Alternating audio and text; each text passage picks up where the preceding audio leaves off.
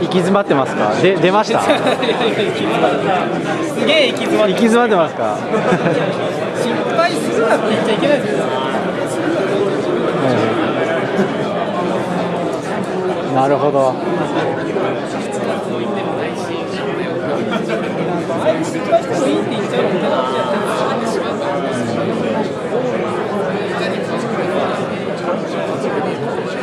開き直ってほしいです。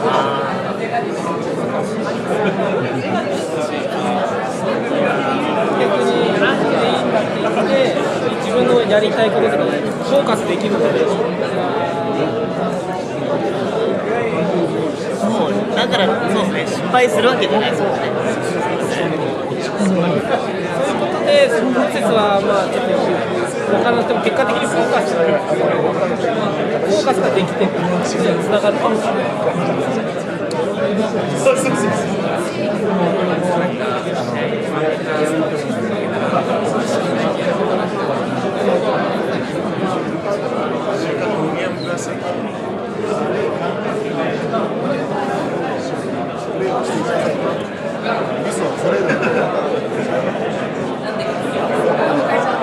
悪かったことはしょうがないからっていうしかないので、俺はコーチだったらそういうふうに言うからミスがどうのこうのとかじゃなくて、とにかくどんどん動きなさいから、ミスを恐れずに動きなさいから、試合の結果はどうでもいいから、プレーの結果はどうでもいいからっていうことを伝えてあげたら言えやすくなるかな。ミスを恐れるってことは自分で嫌ですね。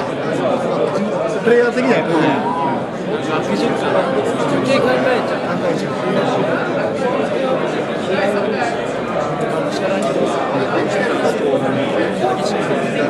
結果を考えずに、とりあえず思い切ったプレーをしなさい。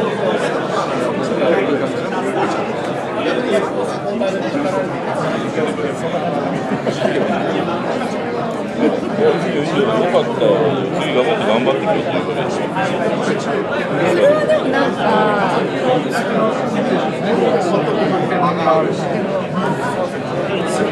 それ今までだと、よかった、まあよかった、たまたま見てたんだから、It's hard sometimes when you got a good discussion going. Okay, you've got Jesse on your team. Jesse is not playing as well as he could because when he makes a mistake, he hangs his head and doesn't get ready for the most important play. Who's got an idea of how you would deal with that to help Jesse be better? Right here? And then there's one way in the back. プレーそのもののことを言ってしまって、例えば次頑張れとかって言っても多分そういう人は多分それは絶対守れないので、もっと具体的な指示をすればいいのかなという話になりました。というのは例えばもっと手を高く上げろであるとか、ゲームにとって重要なことであるけれども、彼が確実に守れるようなことを声掛けしてやることで、彼は前のプレーを忘れて次のプレーに集中できるんじゃないかなというアイデアです。素晴らしい。I see a bunch of people nodding their head. Thank you. That's great. And way in the back. ジェイスがミスしたら自分のミスは自分で取り返す。それがチームのためにつながると僕はコーチだったら思います。自分の責任は自分で、うつむいてるままではない。自分のミスは自分で取り返す。それがやっぱりスポーツで僕は大事なことだと思います。いや素晴らしい。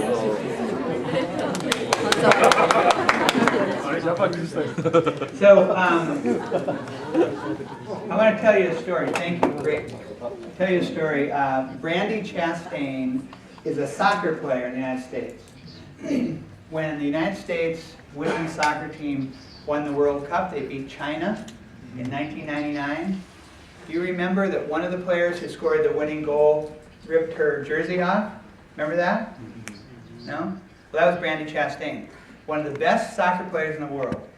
And what she told me is that in the there was so much pressure on the American women team because they had an opportunity. The whole country was watching them. And if they did well, it would really build girls' soccer in the country. So they felt so much pressure. In the semifinals, quarterfinals, they were playing Germany.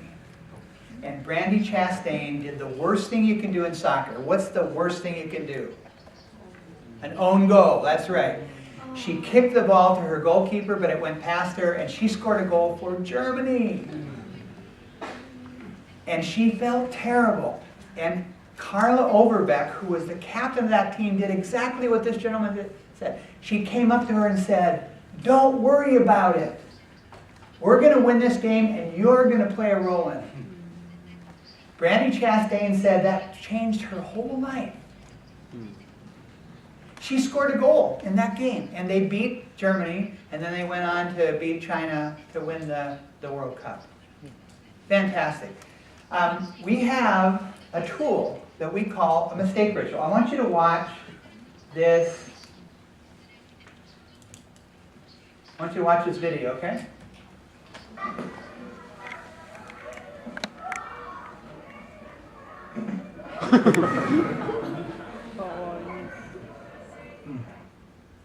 Did anybody notice anything? What? Stand up and do that so people can see you. So, you stand up? Just... Turn around so people can see you. Hi. Did anybody hear what he said? Let's watch it again. Go.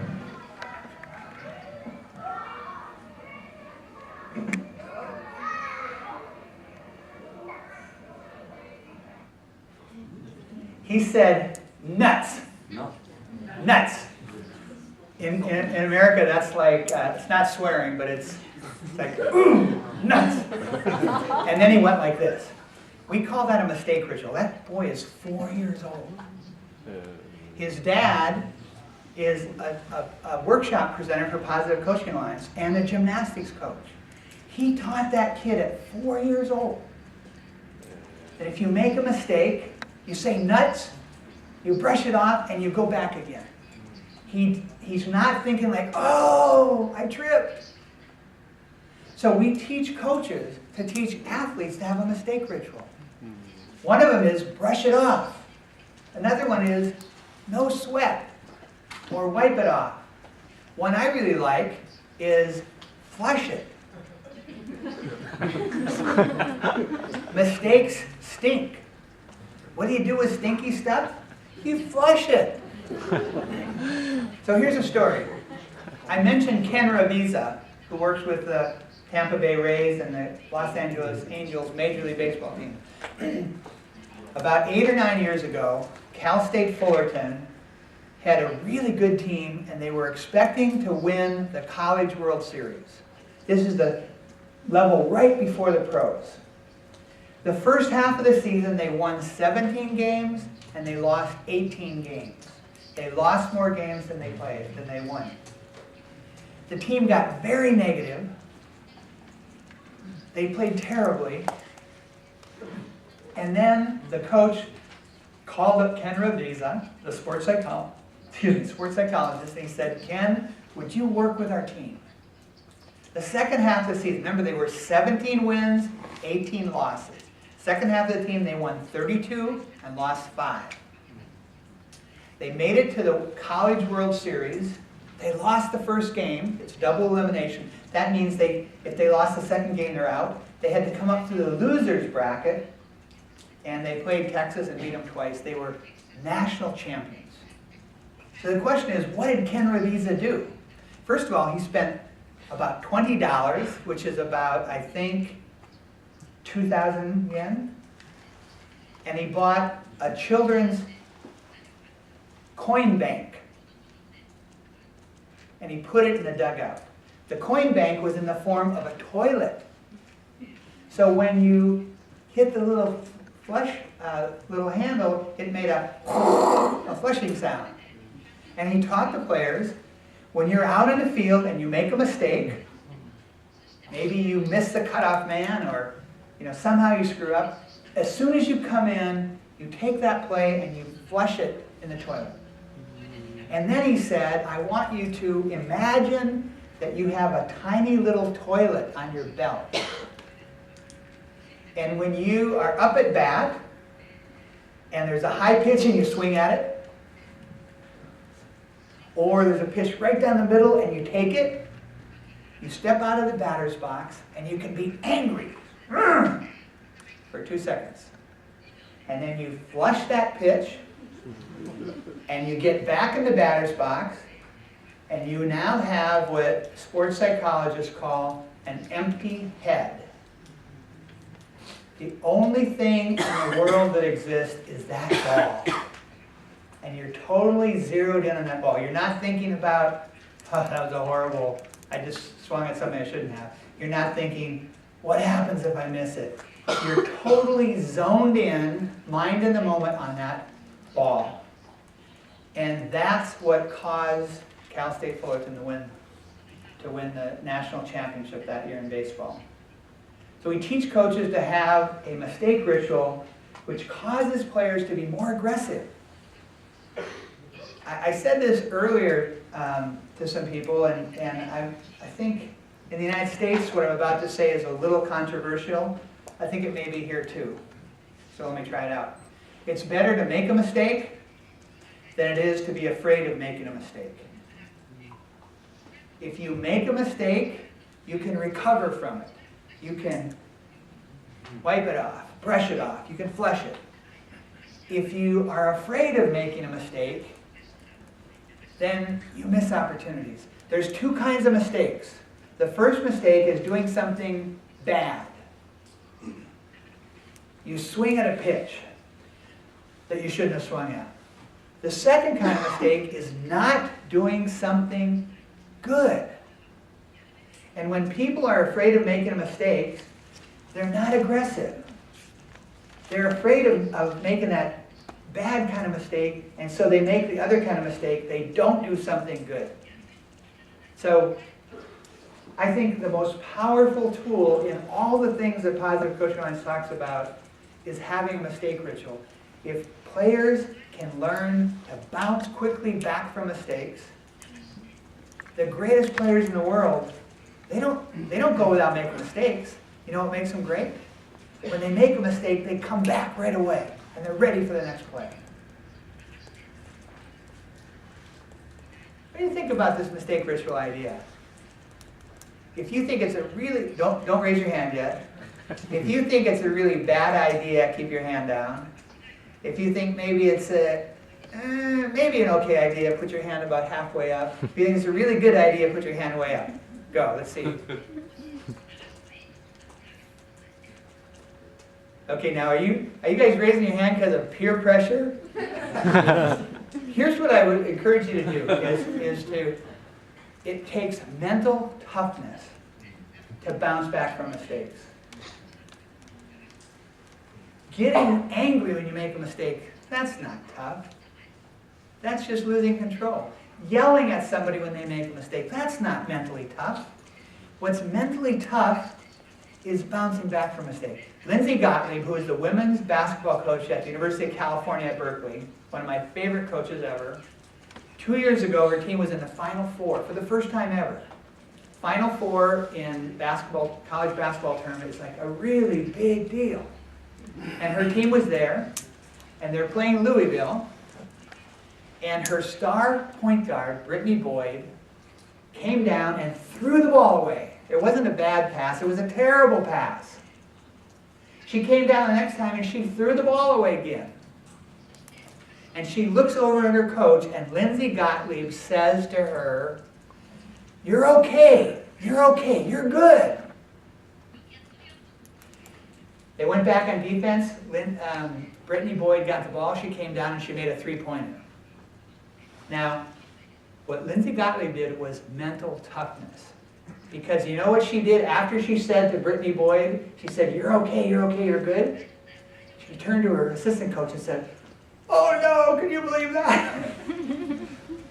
She was very disappointed, but she didn't show it.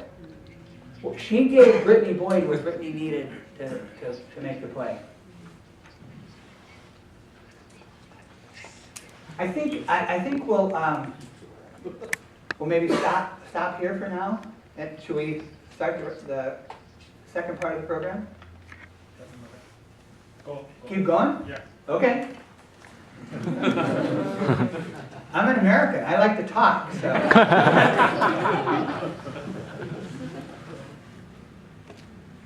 So this idea of the elm tree of mastery, E for effort.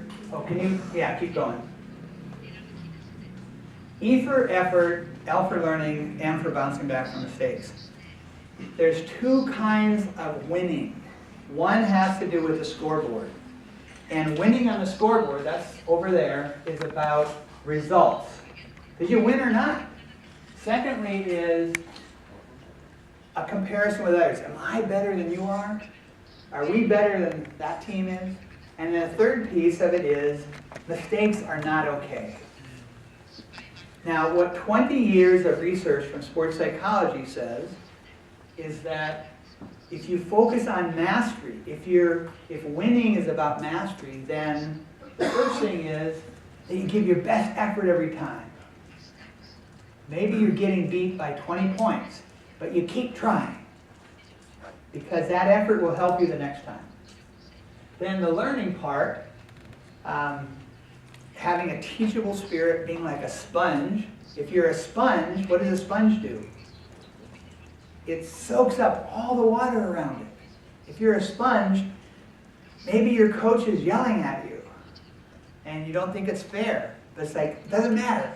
Can I learn something from my coach? What can I learn from this? And then the third part is mistakes being okay. The research in sports psychology is very clear. When you coach for mastery, players get better and they win more than if you just coach on the scoreboard.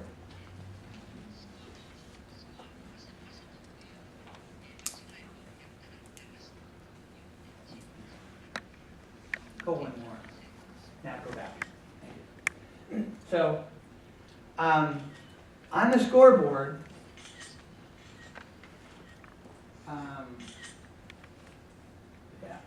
so when you focus on the scoreboard, one of the things you find out is that anxiety goes up. When you focus on mastery, anxiety goes down. Why would your anxiety go down if you focus on mastery? Let me ask it a different way. Why would your anxiety go up if you focus only on winning?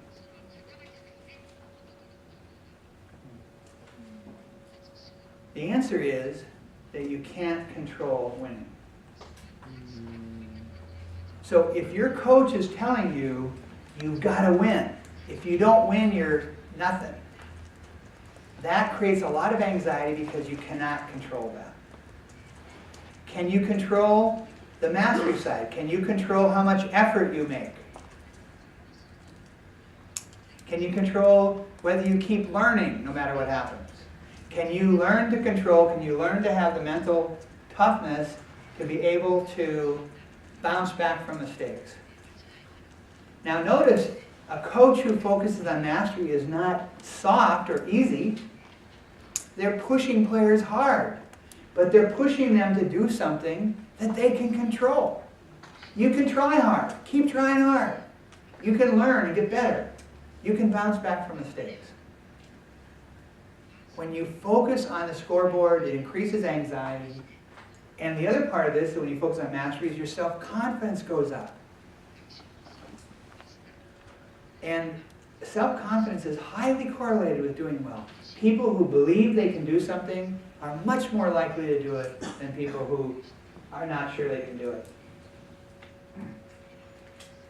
And here's a big one. One more? No, go back. Thank you.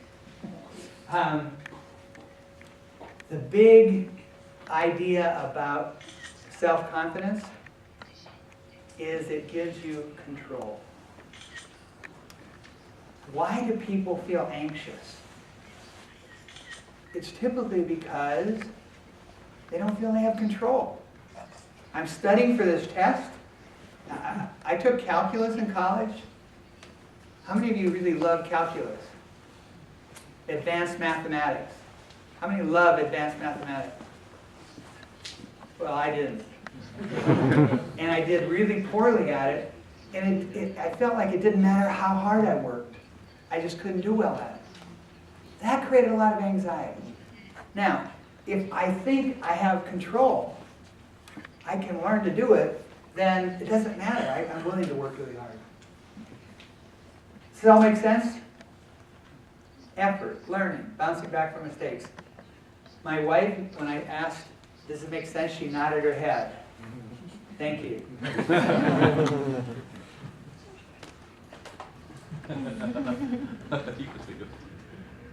Okay, second idea. 2 more minutes? Okay. Second idea is this idea of an emotional tank. When your car's gas tank is low, when your emotional tank is low, people give up earlier, they get discouraged, they don't work as hard. When your emotional tank is full, players deal with adversity better, they stick to it longer, they try harder. And so then the question is, how do you fill someone's emotional tank? How do you drain it? Well, a lot of criticism drains tanks. Negativity drains tanks. Being ignored drains tanks. And nonverbal, non-speaking. Could you do me a favor here? It's a kind of a weird one, but could you make a gesture towards me that would drain my emotional tank? What would you do? Without saying a word, what would you do that would, okay, there's one. So, yeah, what am I going to do with you? You can drain somebody's tank without saying a word. Now, filling their emotional tank is the opposite. Truthful, specific praise. So when somebody does something well, you comment on it. You become a noticer. You notice somebody doing something right, and you say it to them. Hey, I noticed in the second quarter of the game, when the other player stole the ball from you, you didn't hang your head. You hustled right back on defense and kept them from getting an easy basket. Truthful and specific praise. Thanking people, expressing appreciation, listening to people. So far, I haven't seen anybody falling asleep while I've been talking.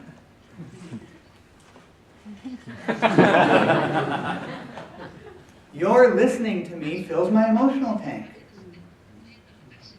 I think one of the reasons Sandra and I have been married so long and we love each other so much is she actually listens to me. I tell the same joke that I've told 20 times, and she doesn't say, I've heard that joke 20 times. She smiles. And then nonverbal. So give me a nonverbal, a gesture that will fill my emotional tank.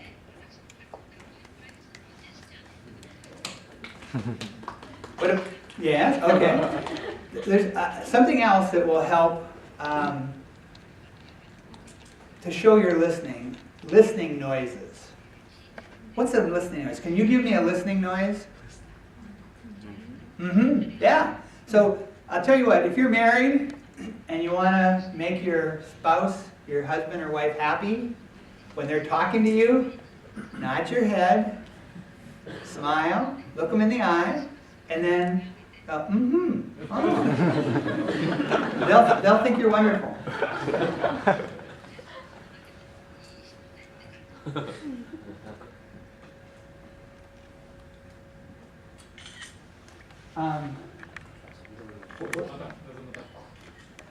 Should we?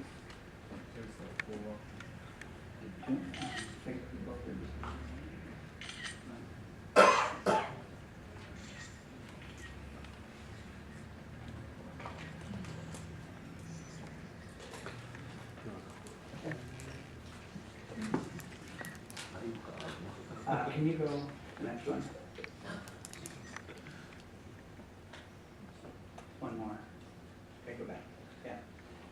Okay.